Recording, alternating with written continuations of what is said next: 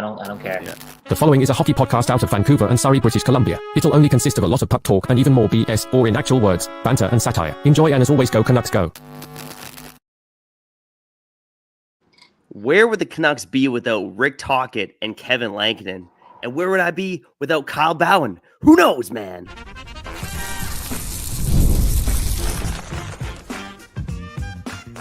You're Locked On Canucks, your daily podcast on the Vancouver Canucks, part of the Locked On Podcast Network, your team every day.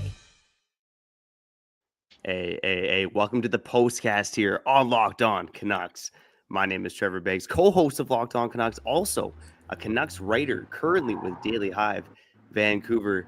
And as always, I'm joined by my co-host, Kyle Bowen. And even though the Canucks lost, I've been missing this, man. I've been missing doing the postcast here on Locked On Canucks with Kyle Bowen. And look, among a lot of Canucks losses this season, I think there are, some good takeaways to be had from this game. And, Kevin Lankinen looking like, never mind being worth $4.5 million. Could this guy be in the Vezina conversation? Kyle, you were saying that, and I called you crazy. And then I watched the game. You called me a Findu. You called me a Findu. You called me a crazy Findu. I'm sorry. I did. You called me a crazy Findu. Really did. Yeah, it was tough. So Kevin Lankinen getting the job done, and we'll talk about whether or not he should play tomorrow, how much he will play on this road trip. We'll get into report cards as well. We'll get the Canucks lose 3-1 to the Vegas Golden Knights, and it feels eerily similar, man. Because hey, the Canucks lost with the exact same score in Vegas the first time around, and it's too bad we don't have Nick Bond, the creator of Locked On Canucks, who joined us live from Vegas the first time around, smashed out of his tree. I've been having a few for Nick Bondy as well. But Kyle, tell me, what was your main takeaway from the Canucks loss tonight against the Vegas Golden Knights? Well, first off, I got to say I'm sorry for not bringing my laptop, okay? No microphone on this episode, other than the one that Steve Jobs made, okay? What was the question you asked? So where would we be without Kevin Lankinen? How about this? Trevor, can we... we're going to get into the game because I'm actually proud of the Canucks' effort, okay? Lankinen was really good, and I liked how the Vancouver Canucks looked in the third period, okay? I have a lot of respect for Vegas, and considering we had no Quinn Hughes and no Elias Pettersson, like how are we going to win this game? Okay, so we'll talk about the game. Pettersson, can we start off with this? Do the Canucks got to shut Pettersson down for the rest of the season? Okay, if the goal is playoffs, I know that would hurt their chances, but by really how much? Okay, what I'm trying to say is if they shut down Pettersson, let him rest, let him put more ice on that knee. Okay, let him deal with confident and tendonitis. There's a better chance he comes back next year fully healthy, because right now it's not looking good. Do they got to Joel Embiid this guy? Probably. Do we need this guy playing more bad games and hearing the noise? Obviously, he doesn't handle it pretty well. The confidence is so low too. He can't do anything. Trevor, I just believe that if they shut him down, they still have the same chances of making the playoffs, considering they're going against Utah and Calgary. Like, is it in their best interest for this guy to just rest, whether it be until next September or April in the playoffs? I personally don't think so, to be honest. And, again, Pettersson is so far removed from the player that he once was. And I know there's the clips of him icing his knee while he was at the Four Nations. And again, there was reports that he wasn't even going to play today, right? So who knows what kind of shape this guy's in. But, he definitely looked like he was laboring tonight.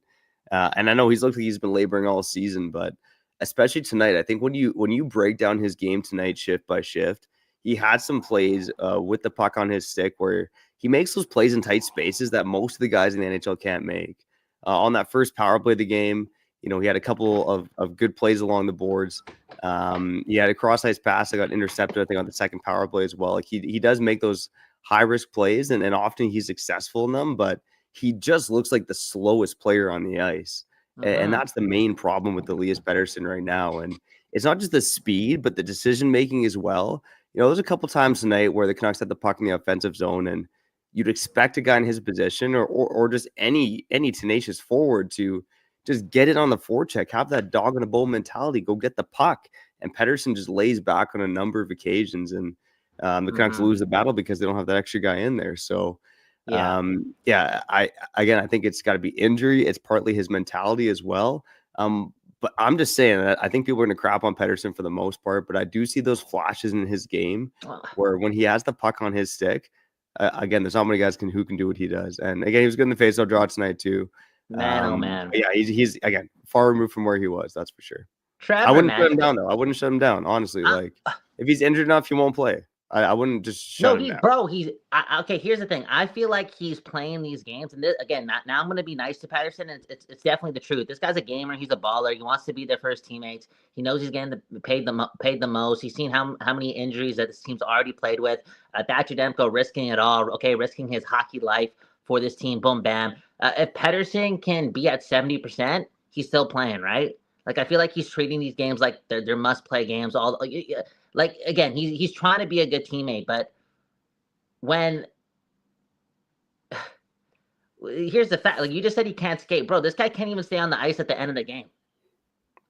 4 minutes left, 11.6 is on the bench to start off the power play. Maybe because they want to divvy things up, have two different units, put the Heedle line on first. But at the end of the day, how about having 11.6 on for the full 2 minutes? Because there's no Quinn Hughes. Be a dog, get that goal. Oh, he can't play that long. Even when there's 2 minutes left and there's an extra attacker, and the Canucks have a lot of possession.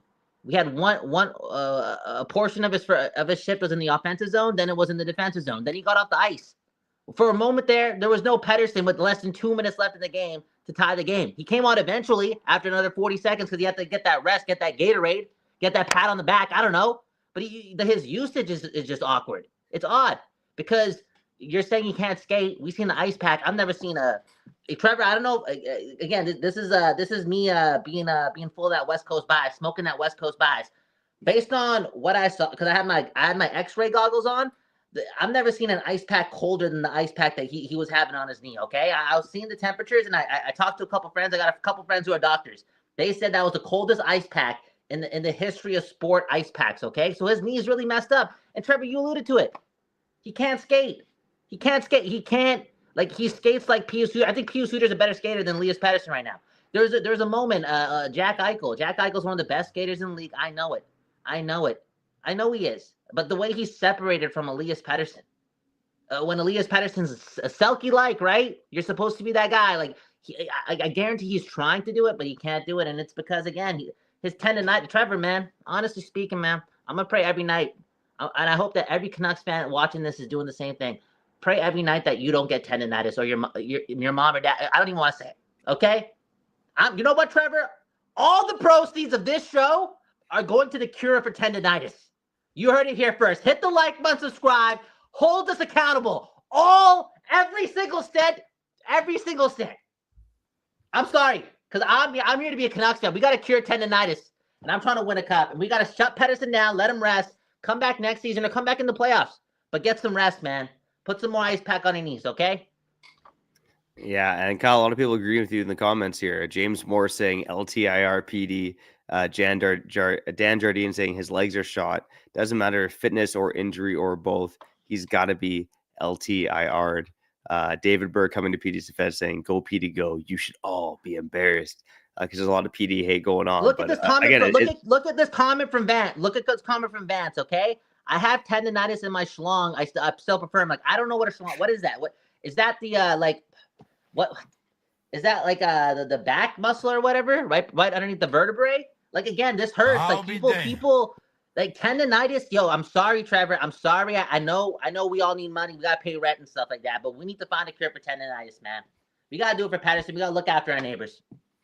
Kyle, I gotta say, you are the most loyal Vancouver Canucks fan all time, man, and I applaud you for it. Like, first off, you were about to give your Papatias paparitis to Thatcher Demko. Yeah. I think you said you give your whole knee to Thatcher Demko. Yep. And now here you are offering to give away tens of dollars here on Locked On Canucks to the proceeds for curing tendonitis. I mean, there is no Canuck fan more loyal than you, my brother. Yeah. I mean, look, I don't think it's all tendonitis. I do think it's a mental thing with PD as well. But he clearly looks like he's laboring out there. I still don't think out LTIR. I'm like, he's still an NHL player out there, right? He's just, Pius Suter level. Like, we'll go with that. I think a bit more skill. He's not better than Pius Suter. He's not better than Pius Suter right now. I think Pius Suter's really good. I think if I was rating NHL video games, I would rate Pius Suter 83.5 overall. Okay, I think Pettersson's playing like he's 83.5 overall. He's not playing like an 84. He's not playing like an A-, okay? He's not even playing like an 84. Sometimes, I'm telling you, Pius Suter's way better than Elias Pettersson right now. But that's okay because Pius Suter doesn't suffer from tendonitis and Pettersson does.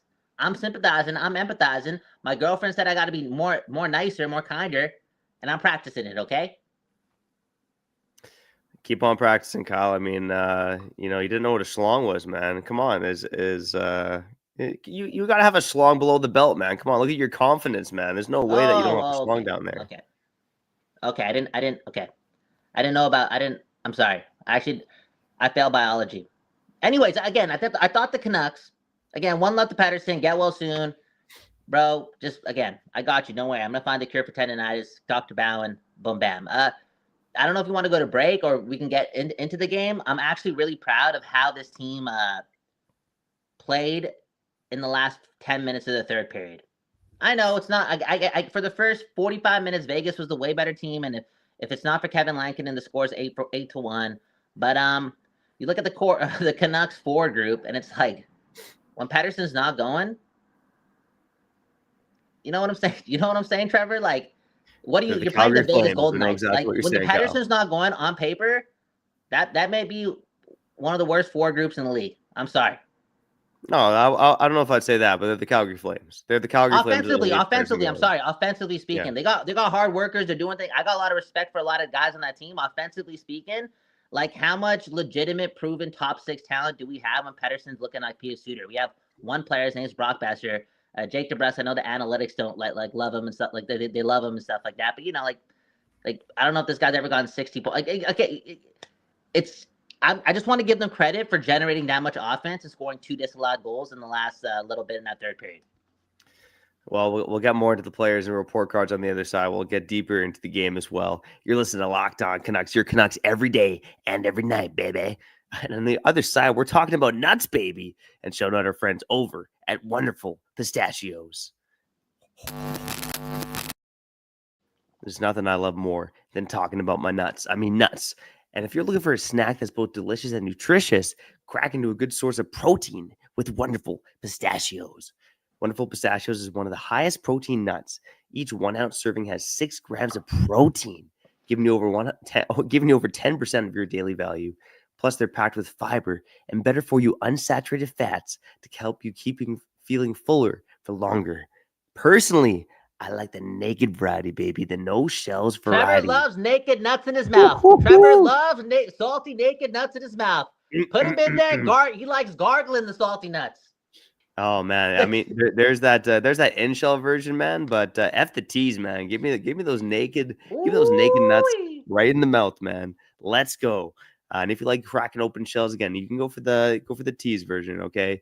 Because so whatever, if you like it naked, if you like it with the shell on it, don't matter. Get snacking and get cracking with the snack that packs a protein punch. Visit wonderfulpistachios.com to learn more.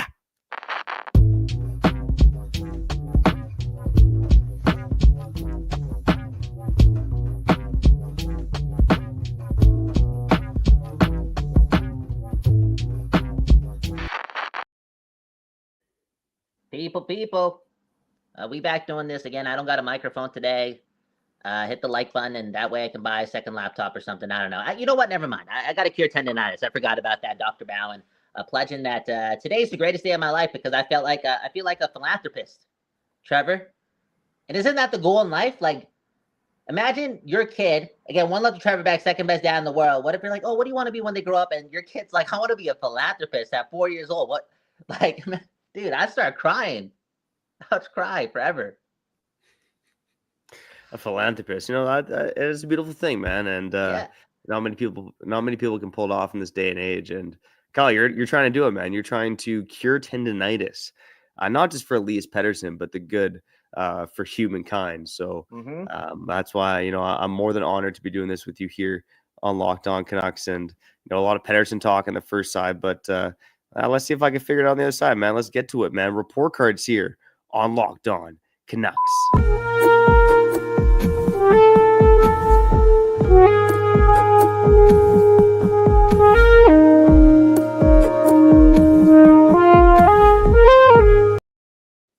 All right, here we're doing a report cards on Locked On Canucks, and man, oh man, let's start from the bottom first. Night. Let's start with the goaltenders because Kevin Lankinen, I think he gets an A+ in this game, and Kyle, What a game for him to have after signing the 5-year extension with $4.5 million a season. Like, he looked like he was worth every penny tonight, much like he has on the road for the entire season so far. Yeah, he was again Vesna-like. I said it at the end of the last episode, right? And Trevor looked at me like a crazy Findu. It's okay. It's okay. It is what it is. I say some crazy things, but I believe it because this guy reads books, and he has like this stoicism to him. He just has this ability to connect to Quinn Hughes too. He just seems like a real guy, and this is his opportunity. He loves the game. He just represented Team Finland too. The Olympics are next year as well. Do the math. Like, he's going to do the work to continue to be a good goalie for the Vancouver Canucks and to continue to prove to a lot of people who have doubted him in his NHL career so far, his professional career, that they're idiots. I was about to swear there because Kevin Lankinen is damn good. Damn good. He's one of the best goalies in hockey. Yeah, he really is. And he's at least been above average for all of the season. And Kyle, you mentioned with Finland, like, Jussi Saros got pulled. Kevin Lankinen got more minutes in that tournament than Jussi Saros did. So there's an opportunity here for Kevin Lankinen, especially if he keeps playing the way he's playing. All right, Nils Alman, I'll give him a C. Dakota Joshua, I thought tonight was a really strong game for Joshua. I thought he got going as the night went on. I'm going to give him a B+ overall, Kyle. Dude, first, where's that should have been a goal, man. Like, okay, I'll say this tonight. If so the whistle didn't blow early, was, that goal is counting. Again, the Canucks deserve a lot of credit. They actually tried to battle back, and they scored a couple of disallowed goals. Again, if the whistle doesn't blow there, it probably blows on time. But let's say it blows a little late, and it kind of blew late a couple of times for Lankinen, also for Aiden Hill as well. It just happened to not blow late or just a little slow on that play. But you're right, Joshua played really, really, really good today. Looked a little faster as well, and more noticeably, just confident with the puck. And I'm all there right now to see Dakota Joshua be physical, be a little quicker, be really good on the penalty kill, like the base for him to be built. But if he's bringing back the confidence sooner than we think, the Canucks, man, they got depth in their bottom six, or they got a lot of like number 7 forwards on this team, and it's a luxury to have to some sense. Yeah, there's depth of this team for sure. And I'll say quickly with all the goals tonight, I think this is going to be an unpopular take, but I think the refs made the right call in all 3 spots. I mean, Mark Stone interferes with Kevin Lankinen a little bit, but he's way out of the crease. Teddy Blueger does run into Aiden Hill before the puck banks off his knee and in. That would have been one of the stranger goals of all time. And yeah, I think Aiden Hill didn't have the puck super securely, but it was under his pad for a long enough amount of time. I mean, you're just thinking like the Canucks were pushing. They had 2 disallowed goals. You kind of felt like there was going to be their time to potentially get one to tie the game. But again, Kyle, like you said, a lot of 7th forwards on this team, and that's part of the problem. Jake DeBrusk tonight. So Jake DeBrusk, I'm giving him a C+ overall. I know he scored the goal. He had another high danger chance, but for the most part, I would like to see the stat where it's like how long guys have their puck on the stick during the game, because it feels like Jake DeBrusk just never has the puck on his stick. Like, he's there to capitalize on opportunities, but for the rest of the game, he's just invisible. Woo. Damn, dude. I want to go in here, but I just feel as if I've watched so much Jake DeBrusk, not only this year, but in the past, because, again, he always faces Toronto, that, like, I kind of just know, like, I'm guaranteeing that he turns into a completely different player in the playoffs. Okay, April, photosynthesis, right? I learned that. I learned that when I was a kid, okay? Sunflowers bloom when the sun is bright, okay? Right? They feed when the sun is there. We got to wait till April, okay, when springtime to see the real Jake DeBrusk, okay? Who's next? Yeah, all right. I'll rip through a few C+ here. grade, though, I'll give you that, but I'm not going to be harsh. Yeah, okay. Filipino, I saw in the comments someone was frustrated about him missing the net quite a bit tonight. I felt the same way. But he is just the one guy on this team who carries the puck into the offensive zone with speed and possession. And he did that tonight. He's center the most dangerous line on the team. He played almost 20 minutes again. I mean, I'm giving Filipino a B overall. Tyler Myers, I'm going to give. Wait, sorry, you cut out there for me. What did he give Filipino? A B. Tyler Myers. Filipino a B+, man. Come on, man. This guy's making things happen. He wasn't supposed to be this good. I'm excited to see him. I know I'm just leaning on the offense, and there's a couple turnovers here and there, and he's always like looking to make something happen, which could lead to the Canucks being bitten in the ass. I don't know if you've ever been bitten in the ass before, Trevor, but it hurts, like especially when you don't expect it. When you expect it, it's a different story. Okay, so Filipino,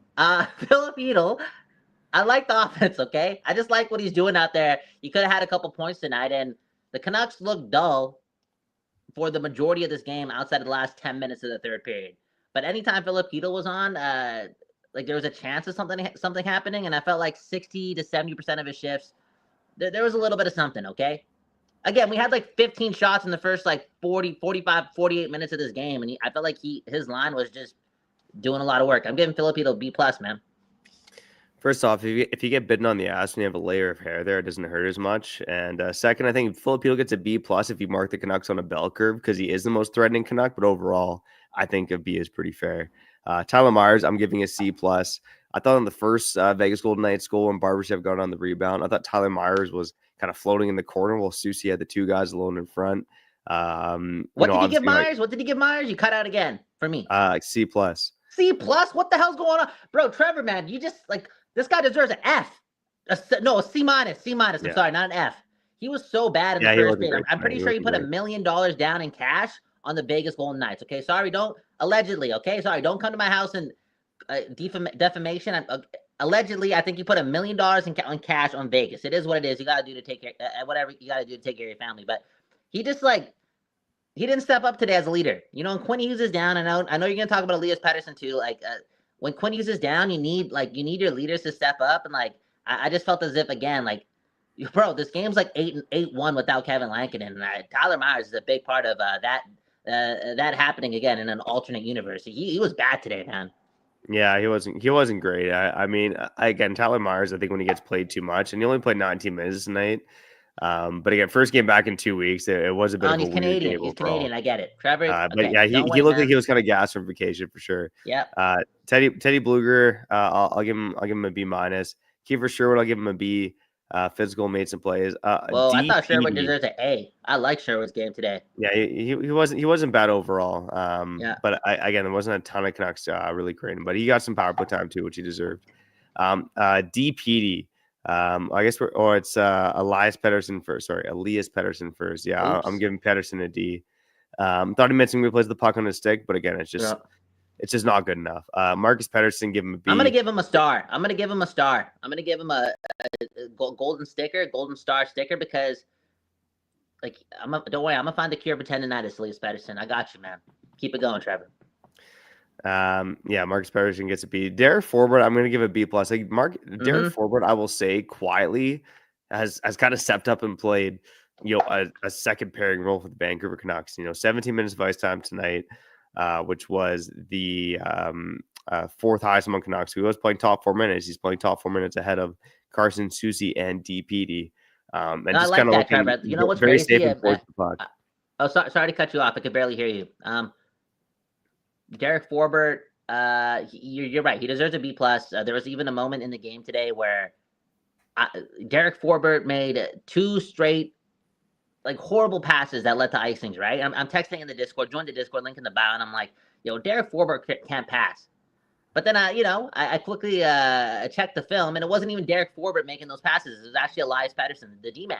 But there I was, what's that called? Don't judge a book by its cover. There I was throwing guilt towards Derek Forbort. Okay. And yeah, when I again look at all the film in my mental, he was clean the whole game. And in the third period, he was making things happen, man. He was one of the guys that was engaged and helped will this team to a 3-2 victory if the refs didn't or weren't allowed to disallow goals. Yeah. I like Forbort's game, man. Yeah, not bad overall. DPD, I thought DPD is an interesting player. I think tonight he showed some rookie mistakes, some bad plays on the boards, sometimes where he gets beat with the puck. But the one thing I really like about DPD is the speed that he has. He does a really good job of moving across the blue line. He does a really good job of moving around in the D zone to keep coverage. So he's gonna be an NHL player for a long time, but he does make those rookie mistakes. I thought tonight I would give him a C. There were quite a few mistakes I thought tonight where I wasn't a fan of his game with the puck and his decision making, but you could see the speed and the tools there for sure. P.U. Suter didn't really like his game tonight at all. I'm gonna give him a C-. Nil Hobbs. Look, can I say something about DPD? Yeah. I just want to chime in here. I'm gonna give him a C+, a B. Let us know in the comments too. What was your grade on Elias Pettersson, the D-man, because again, it was one of those like he was kind of like everywhere, you know. Like you noticed that he wasn't as perfect like he was against Colorado, but that's okay because he's like a 3rd-round pick from last year. But one thing I did notice like is that anytime he did make a quote unquote mistake or the puck luck wasn't on his side or he was fumbling the puck or didn't make a clean break, I thought his resiliency and his ability to just recover from that was exceptional. Because again, it happened quite a bit of times, and you want to keep those mistakes on a low. But again, like I feel like he was able to snap back into it and just like clean up his mistakes. Yeah, no, I think he's gonna be an NHL player for a long time. Like, and that's why he's gonna be an NHL player. You're right. He's got the sauce. Pius, you're not a fan of his game. I give him a C- tonight. Nils Höglander, I'd give an A-. I thought Nils Höglander was really buzzing out there tonight. Drew O'Connor, I'd give a B. Philip Hronek, I would give a C+. Like to me, he was on the same level. Yeah, I guess a little bit of a level above Myers. Like there was definitely mistakes in Philip Hronek's game tonight, but he's a playmaker with the puck on his stick, and he is a top pairing defenseman in the NHL. I firmly believe. But he's got to learn how to shoot on net. Oh man, he's Alex Edler. He's Alex Edler whenever he tries to shoot the puck on net. It's always in someone's feet or it's wide. Doing good, dude. Actually, maybe he still missed the net. Who knows? I don't know. You know, I don't know. Philip Hronek needs to go to Quinn Hughes, a shooting coach. Connor Garland, to give him a B. Carson Soucy in limited minutes tonight. I thought Carson Soucy didn't play too bad. I would give him a B+. And Brock Besser, I would give a B. I give Brock Besser a C. A C+. Brock Besser, yeah, he made some bad plays. I'm a little hard on him because like we just need leaders to step up right now when Hughes is missing games. Yeah. For the most part, we did like 6-1-1 prior to the Four Nations break, and today again the 3rd period was there. We had a chance to win. Wasn't the better team, but it's again the Vegas Golden Knights, and right now Filipino is our number 1 center. So again, do the math. I want Besser to step up, but again his line was pretty good today. Carson Soucy, I'd probably give him a C+. Anyways, that was 5 minutes for report cards, aka 10 minutes for report cards. Let's close out the episode. Are we doing another ad? Because I just want to read a bunch of comments of it. But what are we doing here? Yeah. We're wrapping up the show on the other side with some comments here on Locked On Canucks.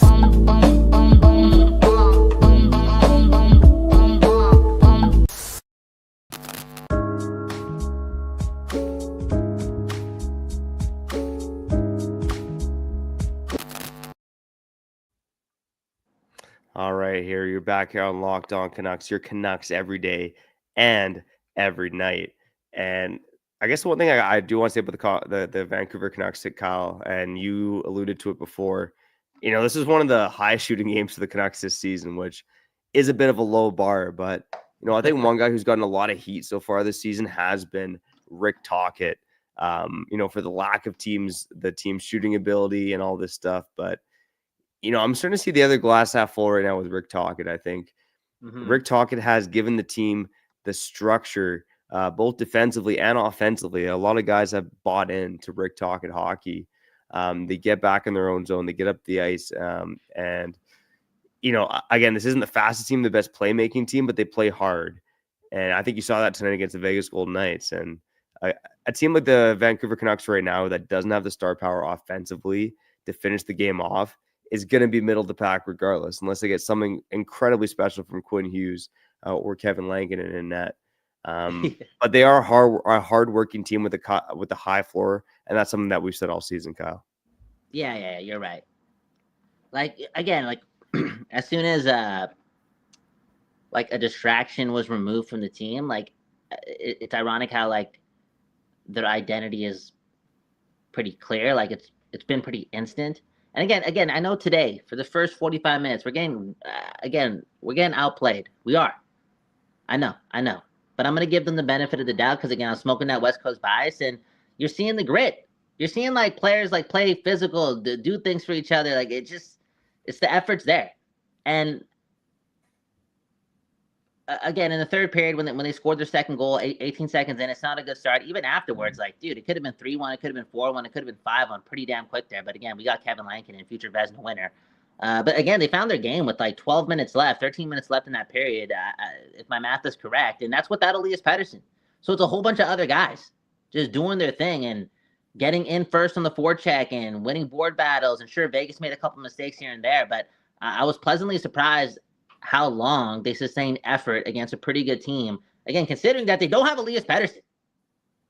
Like, so you have to credit the workmanship, right? And that's what they're That's what they're getting from Rick Tocchet. Because I believe Rick Tocchet and his staff, like, they work hard. They're doing their thing.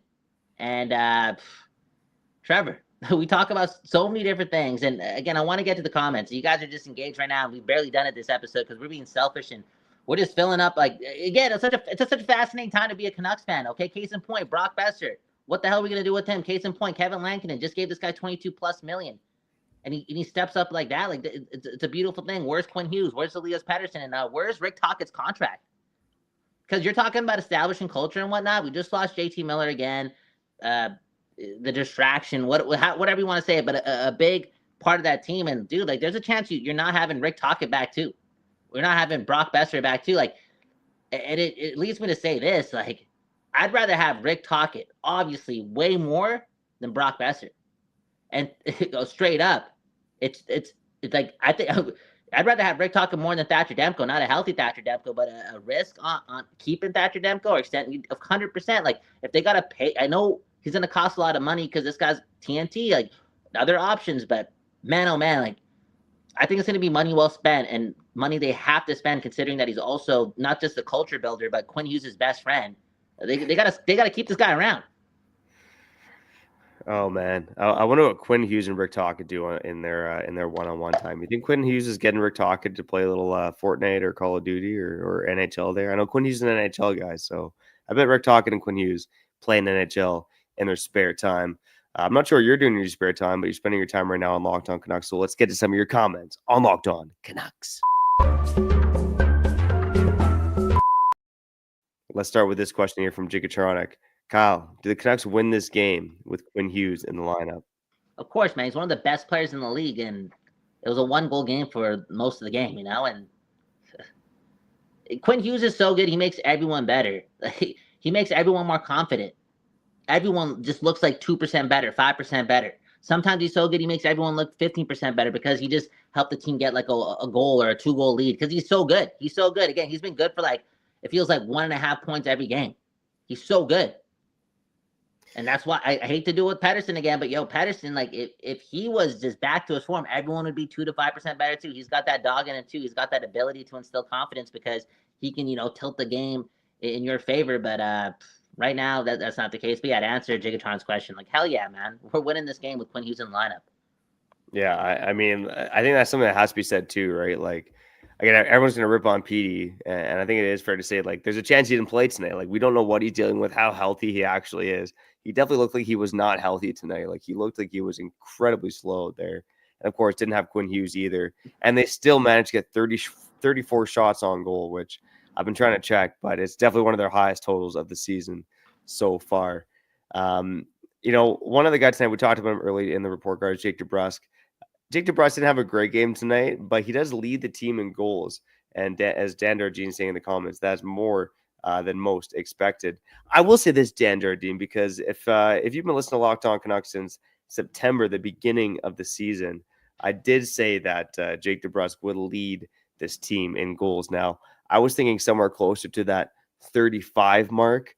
That's what I thought he would have to be ahead of Brock Besser. Right now, Jake DeBrusk is on pace for 29 goals, and that would be the team leader on the Canucks this season, which is, again, in today's NHL, like, if you don't have a 30-goal scorer on your team, it's not good news. But, again, there's a lunge bucket team under Rick Tocchet finding ways to stay in games, but I think we all know what their ceiling is going to be unless it man. Punches. We got to wait for Jake. We got to wait. Again, like I said, man, sunflowers, photosynthesis, blah, blah, blah. But, I feel as if hockey fans across the globe, like, they just know that he's a different player in the playoffs. And you can even take this example. Like, we've watched 50+ games of this guy. How many times has he leveled somebody? How many times has he actually hit somebody? How many times does he engage physically? This guy might have 4 hits the whole season. I feel like that, dude. But then I think about the playoffs, and I feel like I can replay like 4 or 5 different hits of Jake DeBrusk against the Maple Leafs. No, straight up. I think he just, like, that's just the way he paces his body. I know I'm giving him a huge benefit of the doubt, but I think we're going to be really, really surprised what we see in April. It's going to become a completely different player. Speaking of a completely different player, I want to get to this comment, and I just want to hockey nerd out. And we're probably going to end on this comment because, Trevor, I'm about to take you on a journey, but it had something to do with Jack Hughes, okay? I think somebody said, hey, Quinn Hughes' bloodline is crazy. Jack Hughes went off today. He went off today. So let's do it, Trevor. Okay, let's do it. I'm a sativa diva. You know the deal, man. You know where I'm at right now. It's 4:20 somewhere. Look at this scenario, okay? Because here's the fact: Elias Pettersson didn't have the worst tournament at the Four Nations tournament. Like, out of all the star players, Elias Pettersson was number 2 on the list. You know who was number 1? It was Jack Hughes. That guy sucked. That guy sucked at the Four Nations. I'm pretty sure that guy's not hurt. Who knows? I don't follow the Devils, and I'm feeling like a devil right now. Anyways, let's say somehow, some way, there's like a 10-game stretch, whether it be in the playoffs or at the end of the season, and then it bleeds into the playoffs where Pettersson's looking like he's that guy again. Lethal. That month, just that guy. Okay? And what if Jack Hughes, when the going gets tough, doesn't? What if honestly speaking, like, what if he's a small player, he's probably 170 pounds. Like, that's going to be the whole conversation, like, because the game's different in the playoffs. Yo, Quinn Hughes learned it too. It's just different. It's bigger. It's scary. It's different. And, I haven't looked at Jack Hughes' playoff stats. Maybe you can prove that, show that to me. But I feel like the Devils would be a very desperate franchise if they got eliminated in the first round. Again, they'd want to shake up too. Could we see a scenario where it's Jack Hughes for Elias Pettersson? If Elias Pettersson just somehow just comes back, returns to form, I'm going to extend that to a 20-game stretch, okay? Like, I cured tendonitis because, we did it. Something happened. I'm rich. I cured tendonitis. I read a book. Boom, bam. I'm praying for it. Manifesting the cure for tendonitis. I cured tendonitis. Boom, bam. Give him the recipe. He's back for 30 games. Rips it up in the playoffs. Boom, bam. I don't know. But in the offseason, could you see a world where it's like Jack Hughes for Elias Pettersson? I love the way you're dreaming right now, man. But the Canucks would have to add and then some. I don't think there's any way they pride Jack Hughes out of New Jersey. I'm an idiot. My bad.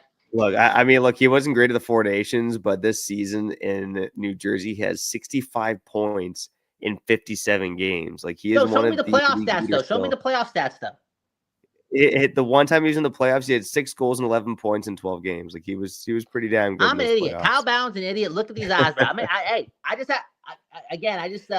went there because I like the way you're dreaming, though, man. You're dreaming right now. Somewhere, and that guy was just so bad in the Four Nations too. I just felt like ripping on somebody. Okay, I just felt like ripping on somebody too because I'm a Pettersson fan. Okay, Jack Hughes, big moments. Four Nations, he didn't represent his country well. I'm sorry, bro. That's what I'm saying.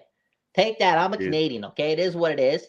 I got that West Coast bias, and I was just looking out for Pettersson there. So Kyle Bound's an idiot. Trevor Beggs actually isn't an idiot because not only did he demand the Canucks draft Quinn Hughes like 6, 7, 8 years ago, like he was the first one to call it, and I'm pretty sure this guy was the only one that thought Quinn Hughes was a first-round talent when he was 8 years old, okay? That's how long Trevor Beggs has known Quinn. Okay, Trevor Beggs, you also knew that Jack Hughes' teammate in the States, Jacob Slavin, was like a top 3 defenseman in hockey, top 5 defenseman in hockey. Like, you just been saying that for a while in your own way, and you're just a smart guy, man. I want to give you credit for that, okay?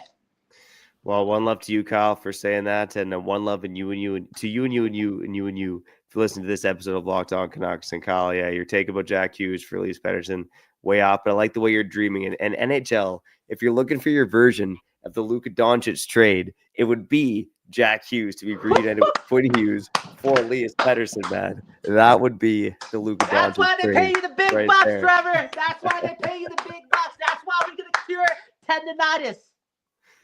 If you like the videos, go subscribe and like on YouTube on the podcast. I go follow. Anything can happen. Review. Go Canucks, go. Go Jack Hughes, go. I mean, go Elias Pettersson, go. I mean, we are all Canucks. I mean, we are all Locked On Canucks. That was another episode of Locked On Canucks. Peace.